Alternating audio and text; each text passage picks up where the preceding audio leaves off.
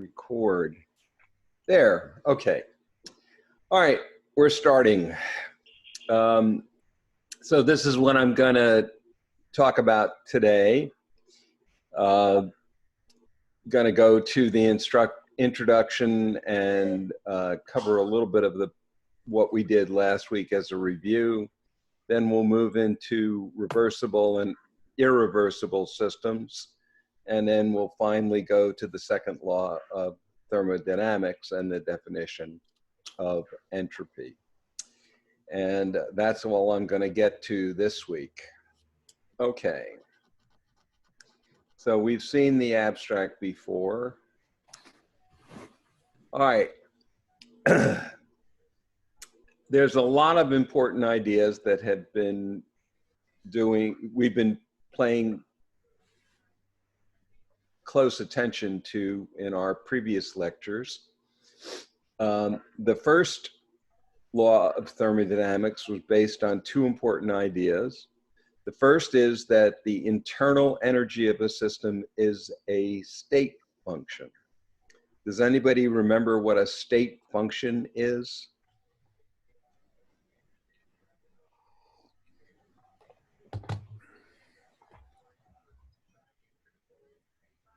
It's a mathematical function of a series of state variables, like the pressure, volume, and temperature system that we talked about.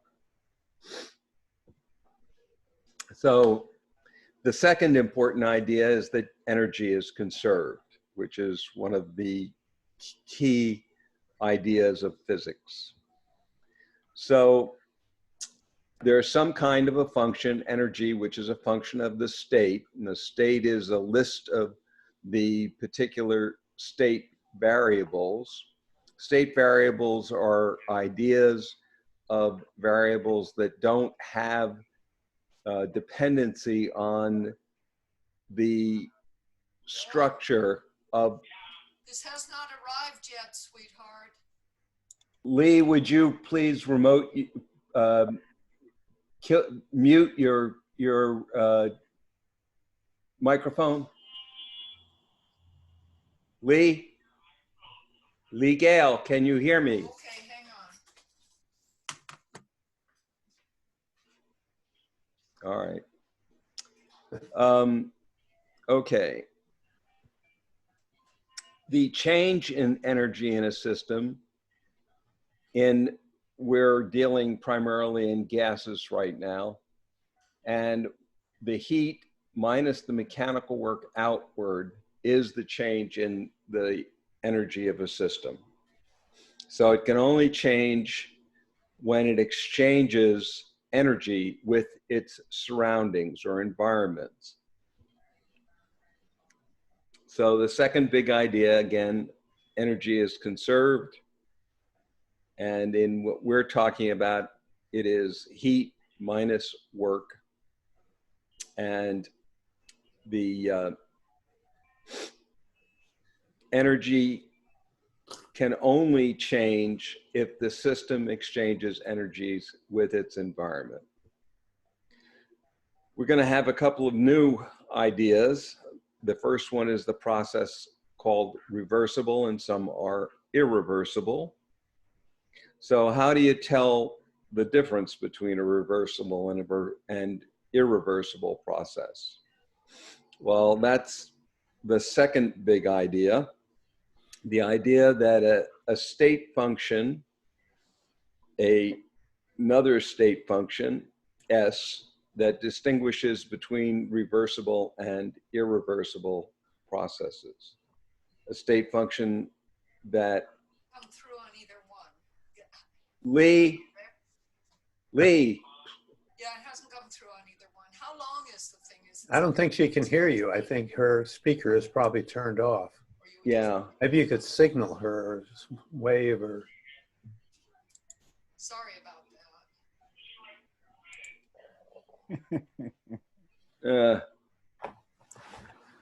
I'm going to mute her.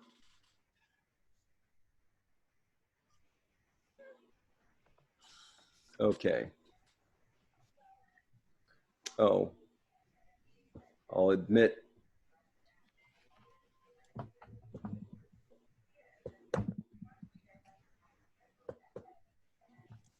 What is?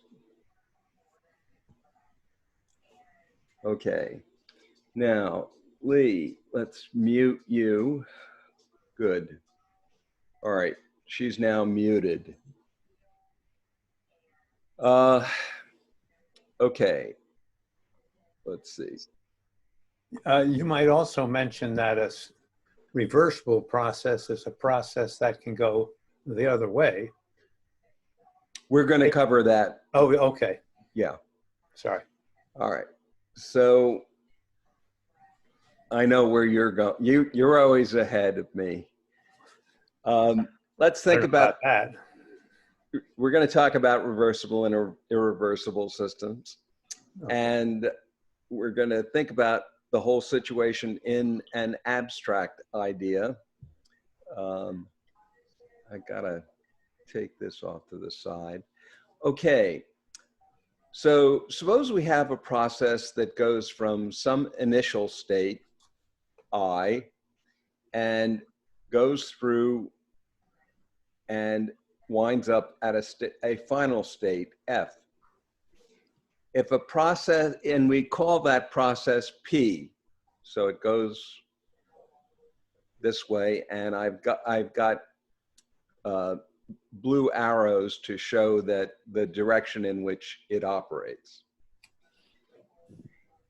Now, a process that is reversible is exists another possible process that goes in the reverse order. Starts at F, goes through exactly the same states, and winds up at the initial state. And we call that one P bar. We put a bar over the top arbitrarily. And I've shown that it goes in the opposite direction by using the red arrows. So, and I've got a typo here. This is not P prime, it's P bar that goes through there. Okay. So the process P bar is the exact reverse version of the process P. And if there is a possible P bar, then we call process P reversible. What kind of processes are reversible?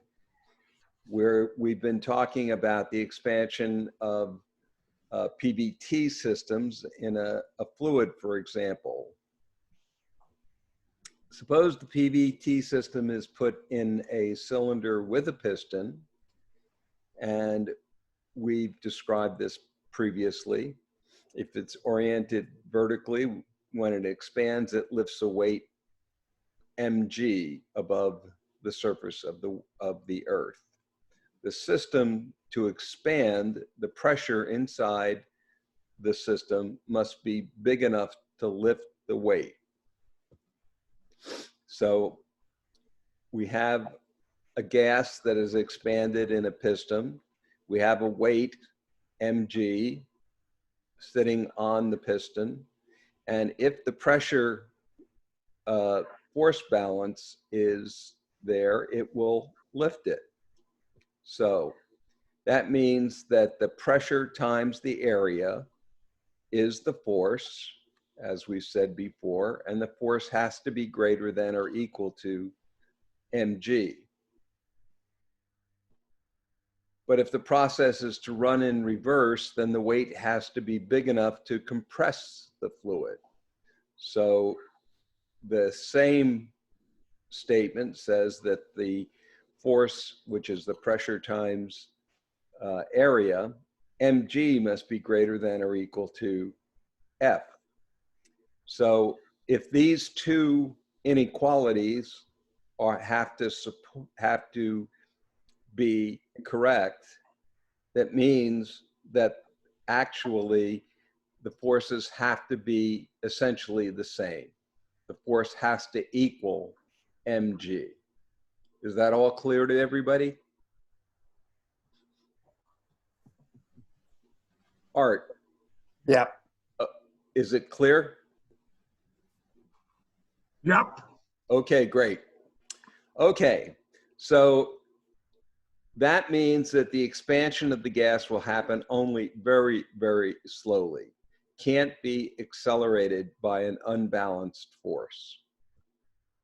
So to expand a PVT system reversibly, we need to balance the pressure force with an external weight that we place on the piston. And if the pressure decreases as the system expands, as we would expect to do for an ideal gas, well, we have to do this very, very carefully. We have to maintain being in equilibrium. So suppose we have our gas in a vertical cylinder, and instead of putting a weight, we put a little pile of sand on it. So I've got the same PVT system, and I've got a little table at the top of it, and we've got a bunch of sand at the top. On the side, I've got a bunch of closely spaced places where we can put a little bit of sand on there. Very, very tiny amounts of sand. So we see here, can anybody see the little yellow dot of sand going over to the first platform? So you take a very tiny, small amount of gas and move it over to the side. Yes, That'll but why move. do you say that has no energy? Right, right. We do this so tiny, so slow that there's no change in energy. And we keep raising it higher and higher, taking little tiny amounts of sand, and very slowly we raise it. So the pressure inside the gas is close to equilibrium, and that's the key to understanding what's happening. In this way, we can expand the gas reversibly if the pressure is changing. So we can obviously take the little tiny bits of sand and put them back on the thing and move it back down. So it can go up and it can go down in a reversible form. So there's some characteristics that we find about this kind of a process.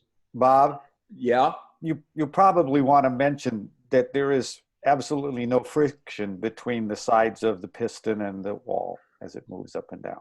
Right. Everything has to be done in equilibrium and with no change in work. So if this is going to happen in general, work is going to be stored in some kind of potential energy. In the example I just took, lifting the little tiny sand bits and putting them on the side, and that each one is mgh, the potential gravitational potential energy. So that's the amount of work that we remove each time. And the system is almost exactly in equilibrium, and the process is quasi-static. That is, it has to be so slow that everything stays in equilibrium. There can be no forces that are not in balance. So when we have that kind of a work of process stored in potential energy, the processes are very close to reversible processes. So how about heat? What do we do with heat transfer? Well, heat transfer is actually easier. Suppose we have two systems here with temperatures TA and TB, and that's a typo. Those are supposed to be like that. I apologize about these things. I'll try to get them caught up before I send them out. So if the temperatures are essentially equal, then the heat can flow from the first to the second one, that from A to B, or from B to A. So if TA equals TB, the heat can flow in either direction. However, if TA is, say, greater than TB, then what we talked about last week, systems with higher temperature, the heat only flows in one direction. It flows from the hotter to the colder. So system A will only allow heat to flow from A to B. So heat flow between systems of the same temperature are also reversible, or can be, and heat flow between different temperatures are not reversible. So those only go from higher temperature to lower temperature. One example of an irreversible process that we talked about last week was called free expansion of a gas. Initially, it's confined to 1/2 of a piston or some type of an enclosure, and I have a wall between them. Then I very slowly and with no friction move it up, and so the gas will expand. But obviously, if you put the partition back in, you don't get all of the gas to go back into the left side. So free expansion is irreversible. Everybody up where we are? Any questions? Okay. So I had a lot of examples about irreversible processes: free expansion of a gas, flow from hot to cold, processes, any process involving friction. Reversible processes include quasi-static expansion of gas, heat flow between systems at the same temperature. So we want to think a little bit more about irreversible processes and be a little bit more careful and a little bit more definite, that the process for heat to flow from hotter objects to colder objects is irreversible. Okay, so everybody knows they have a refrigerator, and this is a device that removes heat from one system on the interior of the refrigerator, a colder temperature, and expels the heat into another system, the outside world. At first glance, this seems to go against the rule that heat only flows from warmer to colder. So let's do a little model of our refrigerator. So we have what thermodynamics calls a reservoir, a heat reservoir. Here we have a colder thermal reservoir. And up here we have the warmer thermal. So this is the inside of the refrigerator, and this is the outside of the refrigerator. During a refrigerator, though, during its operation, the refrigerator requires an external source of energy to operate. So the refrigerator operates between these two reservoirs, and the heat is obtained by the reservoir, uses energy from some kind of source, and the combination of both of those goes out to the warmer reservoir. So it's a small device. A refrigerator is a device that between two thermal reservoirs, a colder interior and the warmer exterior of that. The refrigerator itself operates in a cycle, so there's no net change to its own state over any one cycle. Now, the external agency, usually plugged into the electric system, works on the machine during the cycle, and the refrigerator then draws an amount heat Q from the colder reservoir and expects the total W plus Q to the warmer reservoir. And there's no change in the energy of the refrigerator. So let's look at how the first law works out for each of these three systems. So we have the colder system. The heat is minus Q. There's no work on the reservoir. So the change in energy is minus Q. The refrigerator only operates on, it takes in minus W using the work from the external source so that its change in energy, Q minus W, because these are both minus numbers, minus times a minus is a plus, so that's going to equal out to 0. And the warmer reservoir gets the combination of the heat plus the work that's done by the refrigerator, does no work itself, and so it has a positive energy change, Q plus W. So the warmer, oh, I think I've just done all of this material again, didn't I? Didn't realize I had yeah.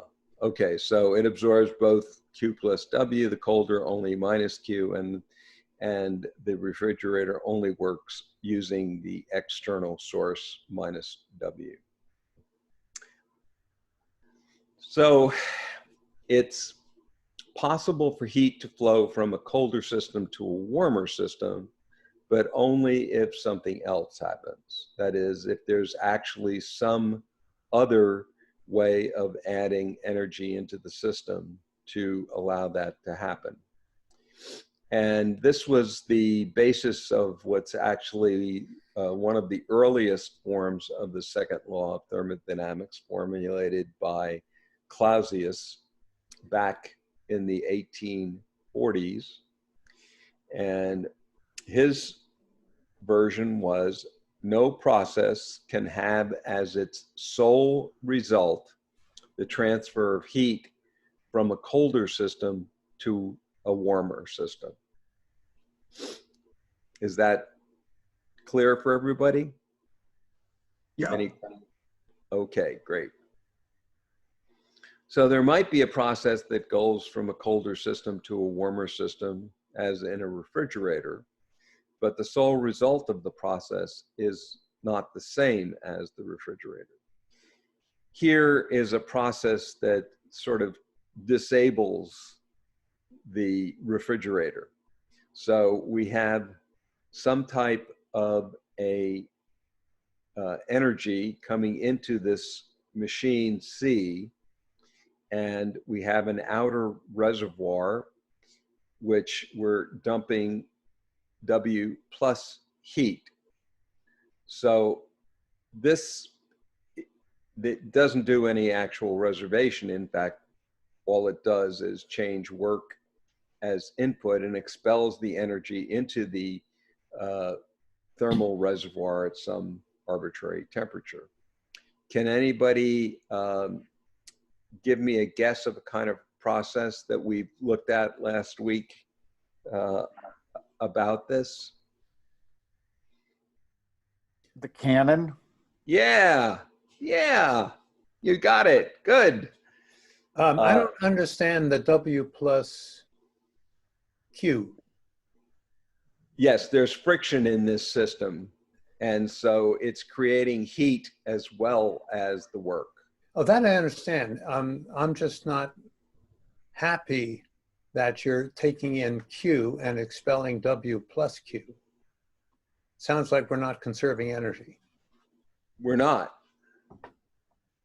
Oh, well, we have to, obviously, at some point, if we take the large enough system, we will be conserving energy.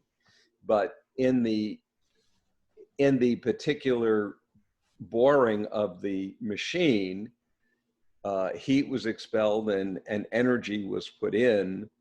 So, You know, I can understand W going in and Q coming out. That's fine. I don't understand W coming in and W plus Q going out. well, there's actually, let me see if I can. If you can go back, yeah. Yeah. All right. So the problem is I should have had another arrow in here that had Q.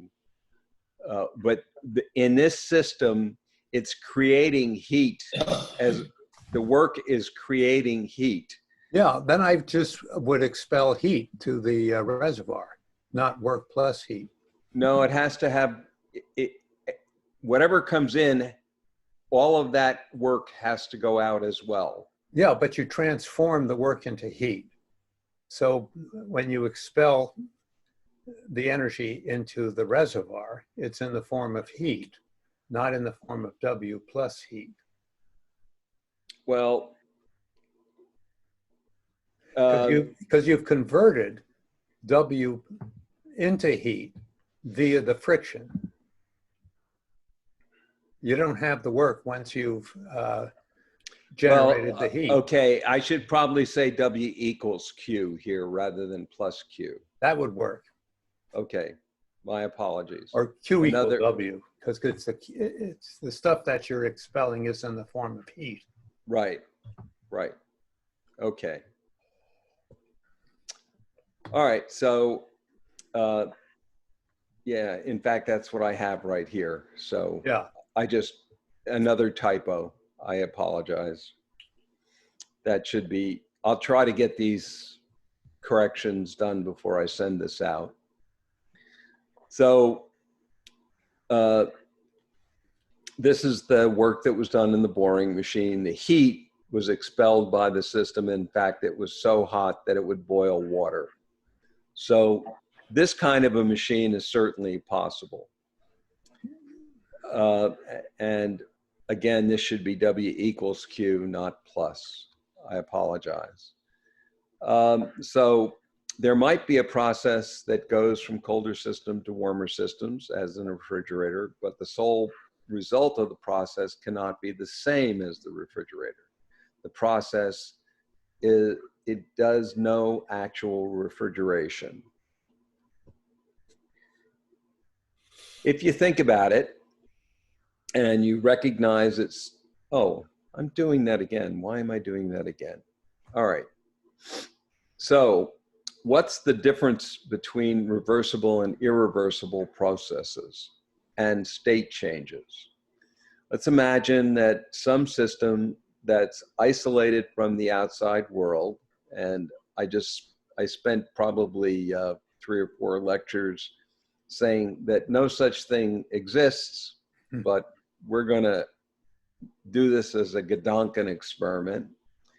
So there's a system that is totally isolated from the outside world. So the energy would remain constant. It may have many parts. There may be different fluids that it can expand or contract, and fluids to me are the same as gases in this. There may be thermal reservoirs. There may be weights being lifted or lowered, etc. So it can be very complicated internally. So the little picture here of high pressure steam going in and lower pressure going out, this kind of a system. So suppose that kind of a system undergoes a change in state from its initial state I to its final state. So that means there's some process P by which the isolated system goes from I to P. Now, P itself is reversible. There's some other reversible P bar, that is the exact reverse process. And it goes through exactly the same stages. In this case, it's what we call a reversible process. But oppositionally, now suppose that P itself is not a reversible process. There's no P bar, but there is some other kind of process, P prime, that by a completely different route doesn't go through the same set of states between F to I, but it does end up, it starts from I and ends up at F. So it represents a reversible change as opposed to a reversible process. So there is the irreversibility of a process, and there may also be an irreversibility in state change. We've talked about one here where you would have the same state changes. That is, if it were a gas expanding PVT, the initial and final states in P bar would be identical to what P did, but by a different way of doing it.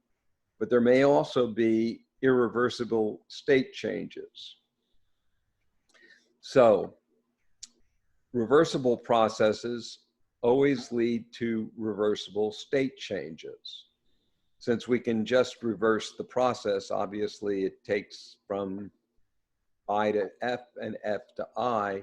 So any reversible process always leads to reversible state changes, but the reverse may not be the same. Irreversible processes always lead to irreversible state changes. So we can tell whether a process is, I think I've lost part of the text in here. Anyway, consider two systems of different temperature. Let's let the heat flow from the warmer one to the cooler one. We can tell the heat is flowing from one to the other just by seeing the energy content. That is, keep a thermometer on the two systems, and the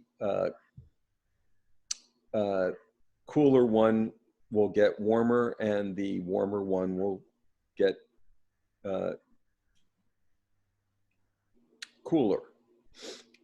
So simply by looking at the initial and final states of the system, we have a system that goes through process P from initial state I to final state F, and there's some state property of the system that lets me know whether P is reversible or not, or is there such a property.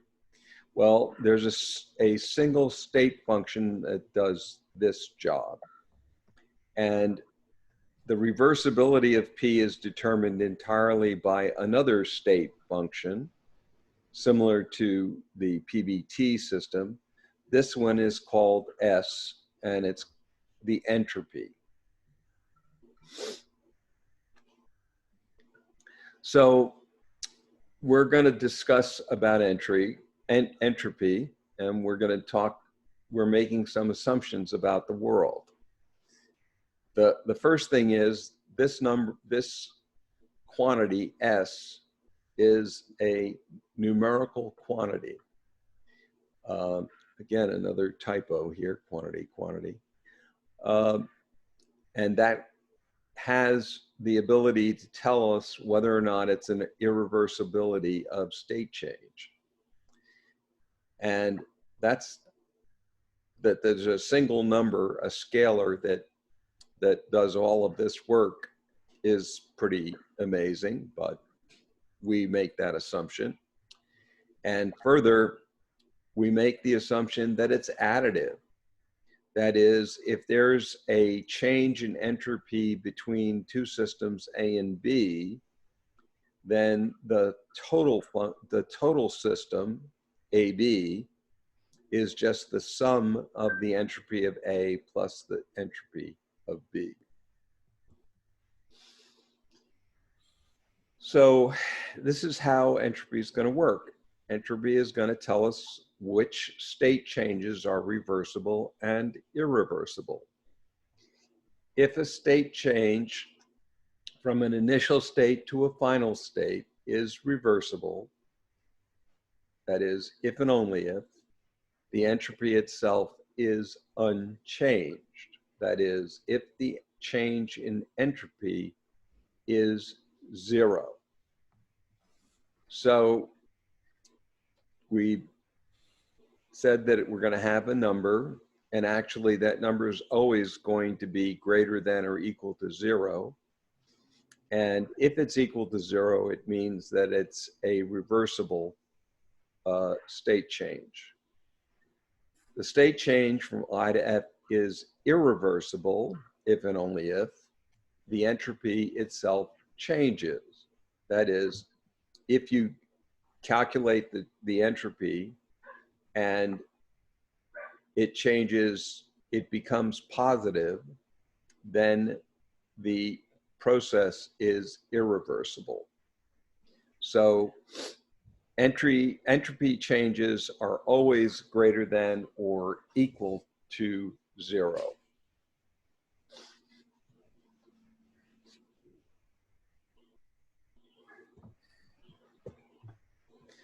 So if the change in entropy is greater than 0 from process I to F, the state's irreversible, and if it's 0, it's reversible. So let's consider some of the processes we've talked about so far. Consider the free expansion of a gas. We can't reverse the process at all. There's no way to get the gas all back in the left-hand side of the container. So that means that this is an irreversible process, and the change in entropy has to be positive. Bob, I'd like to just make a quick comment about that. Just to clarify what you're saying, you say we can't just reverse the process.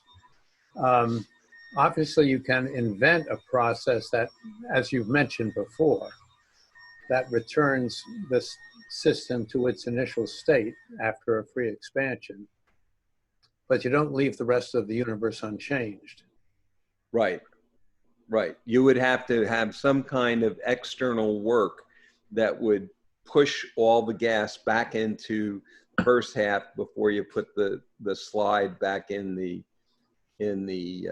device. So it would require external work in order to be able to do that. Right. On the other hand, if the gas expands quasi-statically, then the work it does the work reversibly, that is arbitrarily close to equilibrium, then the process is reversible, and hence the change in entropy of the gas is 0. So what about heat transfers between systems?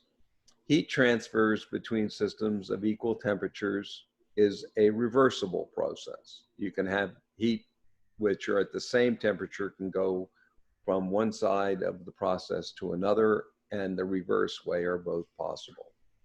So the change in entropy of such a process from the beginning to the ending state should be 0. And if we transfer heat from a warmer system to a colder system, That's an irreversible process, and it produces an irreversible state change, and hence the change in entropy, the difference of the entropy from the final state minus the initial state, is greater than 0. Quick question. Back to the slide you just flipped off of. Well, I'm a bit confused by what you mean about heat transfer between systems of equal temperature. Well, what drives heat transfer between systems of equal temperature? Well, if you have two systems that are in contact with the same temperature, then heat energy can move either direction, both direction. There's no, well, because there's no way to stop it from changing. It just, all of when we get to statistical mechanics, you can think about atoms bouncing around with energy. And when one part of the energy is one part of the system's in contact with the other one, the bouncing of the atoms against the other system will heat up that one, but the other is at the same temperature and they're bouncing around. They go the same direction in the opposite way. So the heat always stays, the temperature always stays the same, the energy stays the same, but the processes can interact with each other. I think the question is referring to a net heat transfer. And of course, you don't get that if the two systems are at the same temperature, but you can get it if you take the temperature of one system to be infinitesimally higher than the other one. It's much like your grains of sand. And as you set the infinitesimal, as you take the limit, as the infinitesimal goes to 0, that's really what you're talking about if you're talking about a net heat transfer. So it's reversible in the sense that only an infinitesimal change, which can go to 0 in the limit if you want to spend an infinite amount of time for the process to unfold. To me, that's what heat transfer reversibly is talking about. Is you're talking about an infinitesimal driving force, which is like your little grains of sand. So that's an analogous to trying to make that work being irreversible. Yeah, correct. As you make the grains of sand in the limit that the mass of these sand grains goes to 0, that's when the process becomes reversible. But it's same idea. Yeah, exactly. Thank you. Thanks, Steve. Yeah. Okay, so here's another useful example. We have an ideal gas, and free expansion of the ideal gas leaves the energy and temperature unchanged.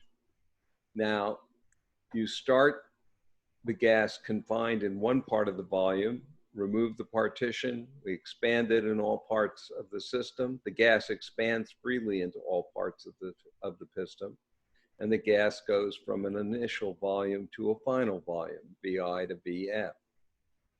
And we've argued that this is an irreversible process, and that means that you can't go back.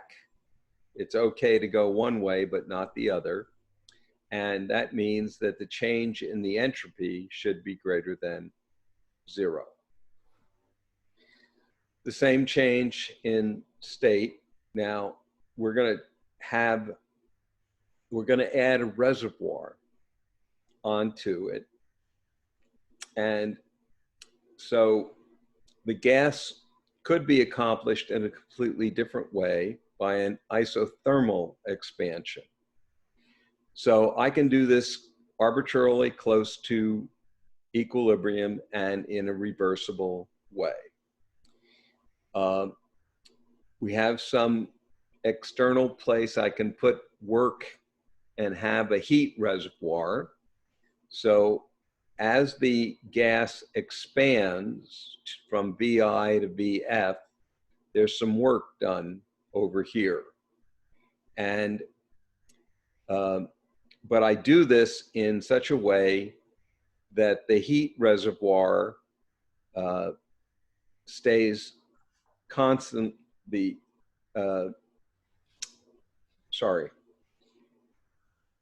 I have the heat reservoir and I slowly and reversibly at constant temperature allow the gas to expand. This is exactly the same as the state of the gas in the previous system. So the entropy of the gas does go up in this process as well. Here, the heat flows from the reservoir and the work goes out from the gas expansion. So because of this overall process with the reservoir and the expansion, this process is reversible. So the change in entropy of the gas plus the change in the reservoir must be equal to 0. So the work output doesn't change the entropy at all. We've said we've done it very, very slowly and no work is, no energy change is done. So the entropy of the gas must be greater than 0, which means that the entropy of the reservoir has to go down. So the heat flowing out of the reservoir decreases the entropy of the reservoir. So we can set a general rule about the processes that exchange heat with a reservoir.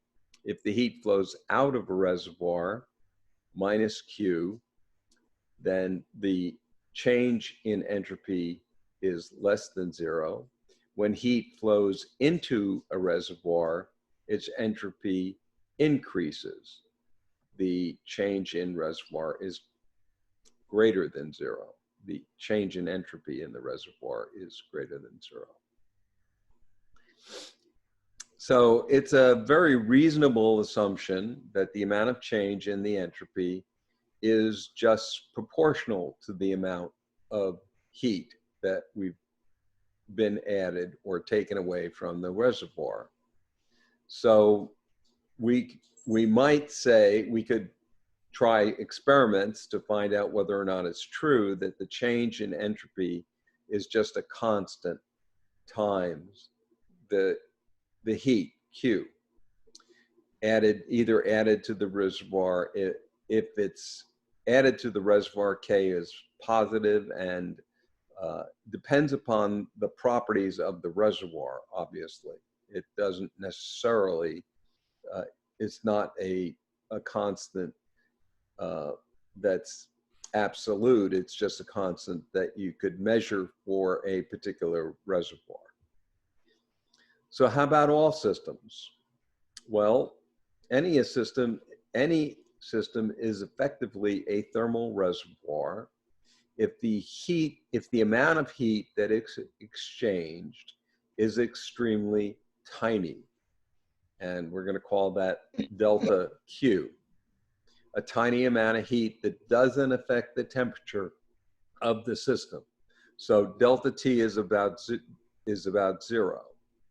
So ds is kappa delta Q, and kappa depends on the properties of the system. Now, you might have noticed that there's a little bit of strangeness in the notation. I've written a ds, a tiny change in the entropy, but delta Q for the amount of heat. And why is there a difference between D and delta? Well, in the calculus, the infinitesimal dx describes a tiny change of a quantity x, a tiny change so small that it can never be measured. But heat is a different kind of quantity. This is a path function. We've talked about it before. If you have heat and work in a system, how you go through the state space will affect the quantity, Q. So this tiny amount of heat that's added to the system, delta Q, is not a change in any property of the state. We don't use the same infinitesimal notation because it's a path dependent, whereas entropy is just a state variable, and it doesn't depend upon the properties of the system. So the tiny amount ds changes in the property of the state, change in entropy. Questions? Okay. So we write ds because it's a state function, but delta Q because it's a path function, like heat and work. So I'm being a little pedantic maybe here, but I'll always write delta Q and delta W to mean small amounts of heat and work, because they are themselves path dependent functions, whereas ds, or quantities which are state functions, energy, entropy, temperature, pressure, and volume, those can all be written as ds, d, ds, dt, dp, dv. But as I said, Q and W have to have deltas on them. So consider a heat transfer between TA to TB, a little infinitesimal heat going from system A to system B. Both systems have the same temperature, TA and TB, and a small amount of heat flows from A to B because they're at the same temperature. The heat transfer, delta Q, between them is reversible. We could have the delta Q go from TB to TA because they're at the same temperature. This means that the entropy change has to be 0. So what is the entropy change? Well, we've said that the entropy change of system B is kappa B, that is a constant that depends upon the system B times the change delta Q. And the entropy in system A is minus kappa A, kappa having a subscript A because it depends upon the system A, times delta Q. But if delta S is 0, then the difference of those two has to be 0. And since the change in the heat is the same in both, kappa B minus kappa A means that, lo and behold, an amazing fact, the constant must in fact be the same factor. So we started out by saying each one of these things depends upon each of the two different systems. And now we've shown that in point of fact, they're identical. They're the same constant, independent of the kind of system. So I've assumed nothing about the two systems, and they could be different systems and very different properties. The only thing I've assumed is that they have the same temperature, TA equals TB equals T. That means that kappa tells us how heat transfer is related to entropy. So the factor that kappa can only be a function of the temperature. It can't be a function of the system. So what about if the system from A to B is irreversible? That is, temperature A is greater than temperature B. Well, this means, of course, that the change in entropy is going to be positive, and the change in entropy is greater than 0. So this function, this kappa of temperature, has to be greater than 0. And the system for system B, it's got to be greater than the constant KBTA for system A. So the higher temperature, TA, corresponds to a lower kappa of T.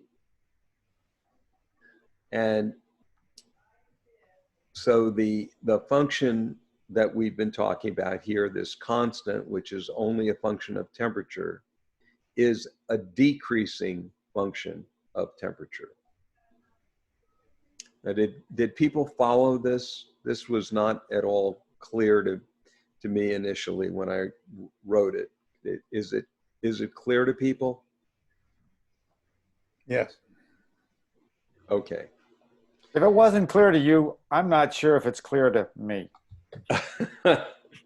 Well, I just want to make sure. It took me a while to rewrite it so that I could understand it. Anyway, so what happens to the two systems at different temperatures, TA and TB? Oh, I'm sorry, there's one person waiting to get in. Come on.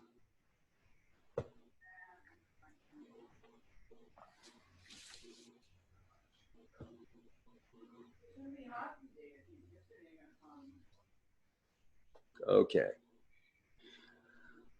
All right, so when we have two different temperatures, TA greater than TB, the heat flows between them. The heat flows out of the system, which is at the higher temperature A to the lower temperature B. This causes the temperature of A to decrease and the temperature of B to increase. Temperatures always equilibrate. So the temperatures get closer together. And the entropy of the total system, A and B, has to increase. So if the heat flows from warmer to colder, so the system will eventually approach equilibrium, and the two system temperatures get closer and closer together. And the entropy of the whole system increases as the temperature gets closer together. When they are equal, they're in what's called equilibrium. And the state of equal temperature, we've been increasing the entropy as we've gone along through each state. So the equilibrium state is a state of maximum entropy. It's a way of dividing the energy between the two systems for which the entropy of the whole system is as large as possible. And this is actually in the, I guess about between 1980 and 2000, there was a whole way of describing thermodynamics based on maximum entropy quantities. Maximum, what are they called? There's theorems about how to do maximums, and you can do it all based on that as well. I'm sorry, I'm dropping out the words. So I'm not going to give a history of all the physicists who repeatedly determined the second law of thermodynamics. There were many. In the 1800s, there was Carnot, Clausius, Kelvin, Maxwell, Boltzmann, Poincaré, Planck. In the 1900s, Caroteri, I can never get his name right. I don't even know how it's supposed to. Do you know how to pronounce it, Steve? Carathiodary is the way I've heard it. Carathiodary. Say it again. Carathiodary. But that's Okay. Anyway, that's the way I heard it, but I can't guarantee you that that's the way it really should be pronounced. anyway, Lewis and Randall, Giles, Coopers, Roberts and Luce, whole bunch of people, and most of the people from Truesdell to Lieb and Nav, I don't know how you pronounce that name. They did this using various kinds of maximum properties. Anyway, there are lots of ways that people have done it, because everything that everybody's done before, there's sort of little quirks about what they do that doesn't make a whole lot of sense, so they keep trying it again. It may not be immediately apparent, but the entropy function could be multiplied by a constant, so that kappa of T, in its simplest form, you can set that constant equal to 1, and it turns out that you can define K of T as simply 1 over the temperature, so that the definition of entropy is that the change in entropy is the change in heat divided by the temperature. So I've summarized state variable, state functions, energy conservation, reversibility and irreversibility, isolated systems, isothermal systems, constant energy systems, adiabatic systems, reversible, irreversible state changes, entropy, and the second law of thermodynamics. Next week, we are scheduled to have Jessica's presentation or presentations. And after she's done her work, I'll continue adding statistical mechanics. So we'll develop the ideal gas using Maxwell's insight into statistical mechanics. And Maxwell made many contributions in the physical and basis of thermodynamics. But his one that has been most important has been Maxwell's demon, which caused a lot of problems for many years. Then we'll move on to Boltzmann's law of entropy and start on the way to informational entropy. So I don't know where I am. I'm seemingly only doing about hour and 15 to hour and a half lectures, but I apologize. That's all the work I could do this week. So any questions? Bob, I have a non-related question. Have you talked to Jessica? Is Jessica with us today? No, she didn't sign on. And have you been talking to her to make sure that she knows that she's going to be giving the program next week? No, I haven't been doing that, but I will send her an email because I owe her one for the folding of proteins material that I've collected. So I have to send her off one on that material anyway, and I'll point out that we're expecting her to do a presentation next week, and hopefully. Thank you. Thank you. Bob, You're welcome. I would think when you talk to Jessica, if she thinks she's not ready and you are ready, then just give your lecture and give her an extra week if she thinks she needs it, because I know she's involved with the COVID. She's actively involved with COVID-19, and so she may not be ready. You know. Oh, I didn't know she has it? No. She's an expert at pushing tubes down your throat, I see. you know, and so that's one of the things she does a lot of. She's an emergency nurse. I And, see. but Well, I'll check, and if she's gonna do it, we'll do it. If not, I'll move on. well, let me know. Let the whole group know. Yeah, I whether will. But I have to ask her first. you or Jessica. Yeah. What is her topic going to be? A new insight into evolution. That sounds great. Yeah, I'm looking forward to it. And Jessica she's is going a to also, doctor, not a she nurse. originally is going to talk about genetic engineering, how you splice pieces of genes into another gene. And that's a very interesting, she gave that lecture once, it's very interesting. Yeah, That was CRISPR. Yeah, CRISPR. right, Oh, CRISPR. I'd love to hear that lecture again. It was fascinating. Okay. And, but, you know, if you've got material, don't rush her, give her as much time as she needs to get. Yeah, I will. I have a question about your lecture that you just gave.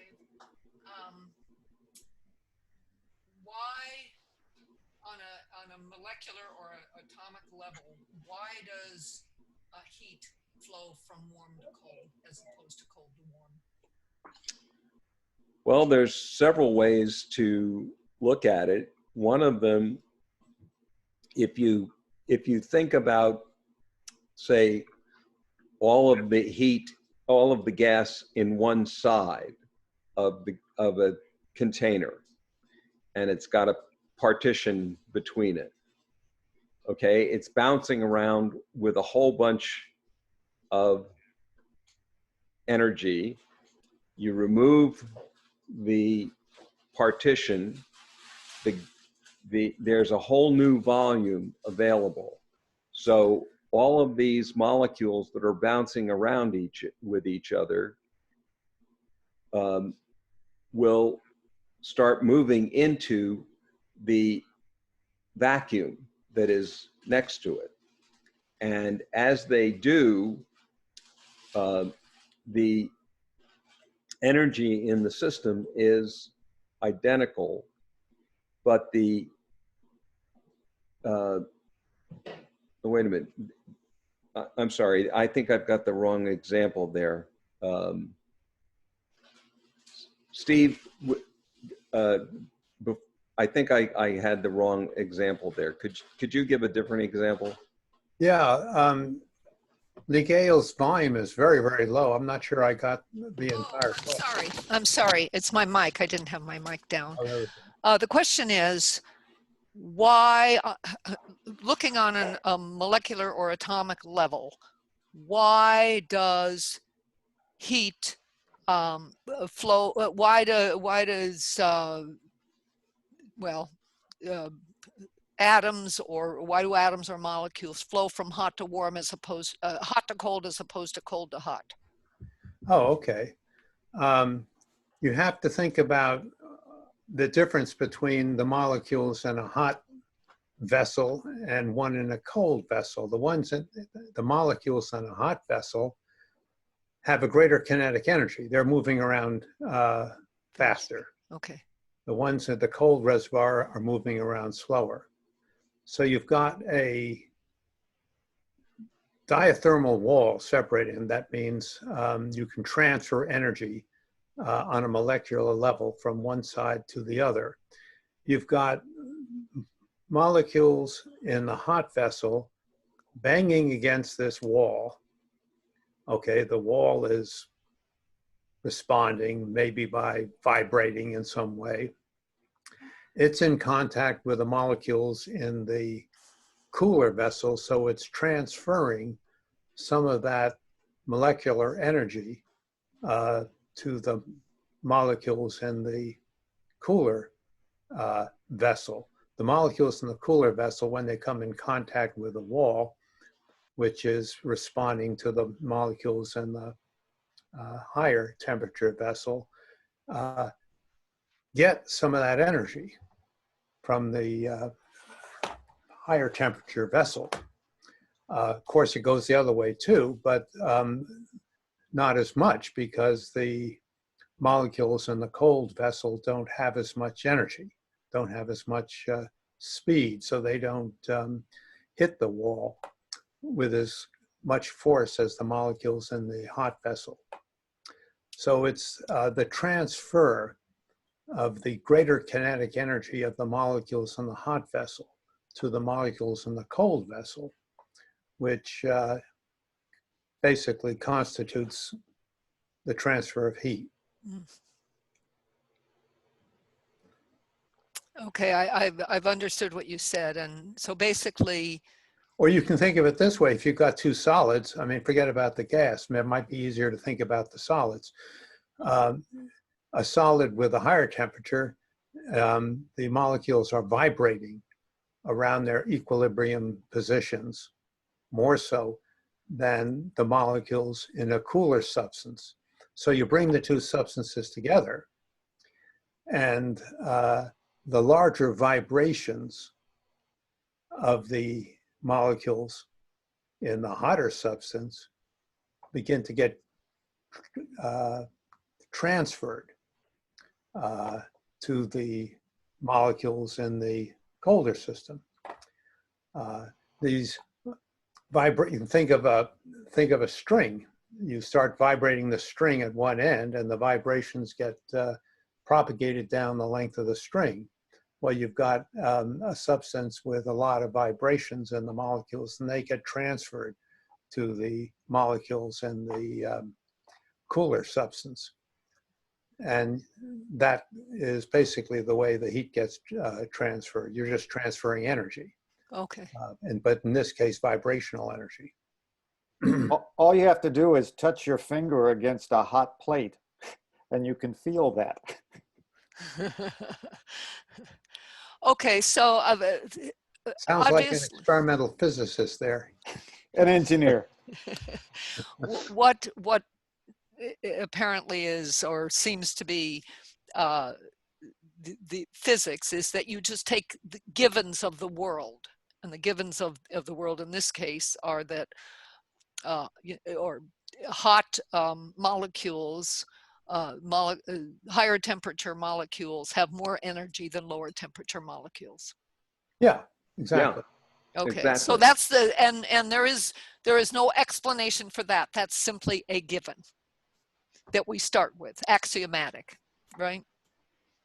Well, if you start with a temperature, you have a hot reservoir, and you have another metal or something like that, and then you get them in contact, you can observe that that temperature will go up, and the temperature is a measure of the average kinetic energy in the material. So it's not an axiomatic issue, it's an observational material. It's something that you can do in a laboratory. I mean, we're not making this up. We're measuring things. We're physicists, not mathematicians. Okay. No, but Bob, is temperature not the way we're defining? It's defined as the average kinetic energy of the molecules of the substance, isn't it? Well, that's not how you define it. That's an example of a higher temperature. Well, we haven't discussed how you define temperature yet. I mean, you have to go to the zeroth law. And we haven't discussed how temperature is defined. Well, in classical thermodynamics, 1 over T is equal to the derivative of the internal energy with respect to the entropy. How is temperature defined? That way. No, well, you started in the middle. No, once you've defined entropy, oh yeah, but I'm in saying classical thermodynamics, you don't define it. In classical thermodynamics, you can go in a way that's different from what Bob was talking about, which defines entropy before temperature. temperature is a derived quantity. Okay, it's let's see, it's, I said 1 over T was partial E, partial S. Actually, it's the other way around, partial S, partial E. And then you can derive all the properties of temperature from that definition. Now, that's not the way Bob has introduced it. Bob has introduced it a different way. But the way I learned it in classical thermodynamics is that the temperature is once you have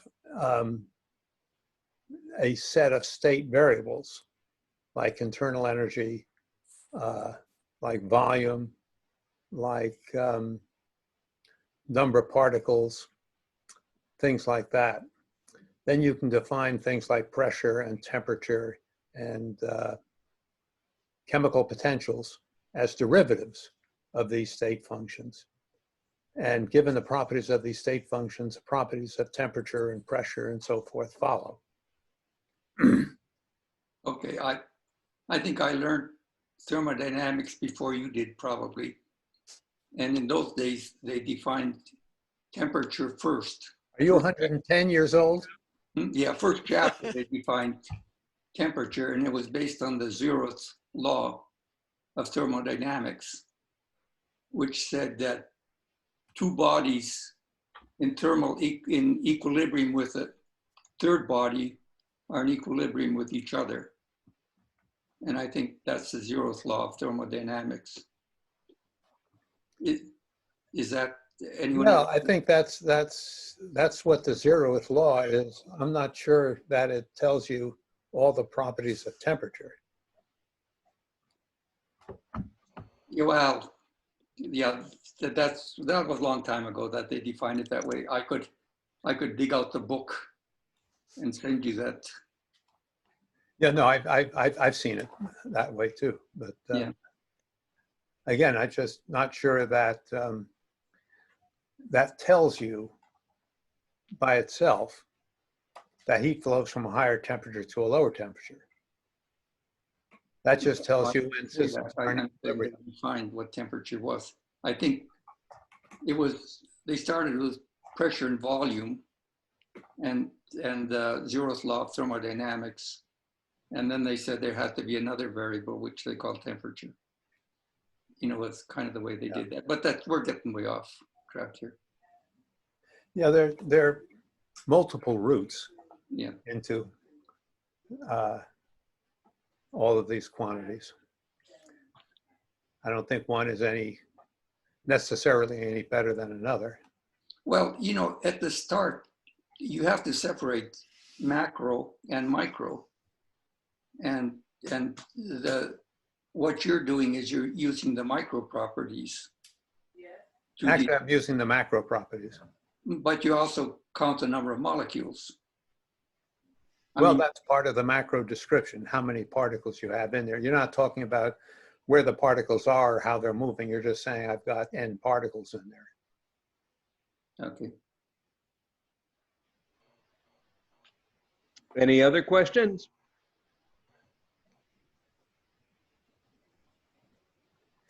Thank you, Bob. Yeah, well Thank done. you. Thank It's you. great. Thank you. Thanks I'm going for to all stop your the efforts. recording now.